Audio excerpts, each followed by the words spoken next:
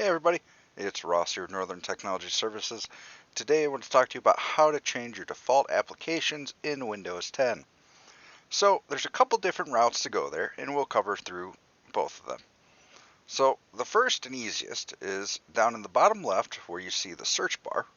We can go ahead and click on that and just type in default apps.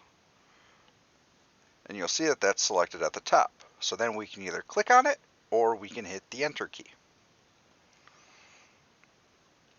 Now that we're on this screen, you'll see the default applications for your PC.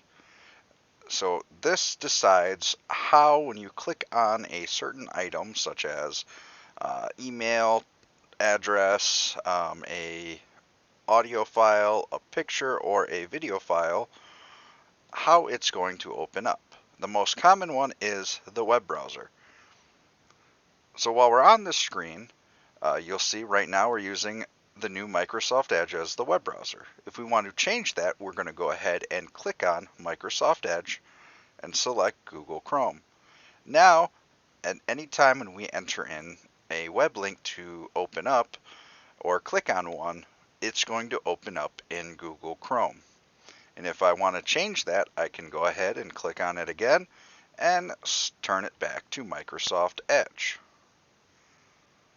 So now one of the other ways you can get to this screen is come down to the Windows Start button in the bottom left hand side and click on that and select the gear icon.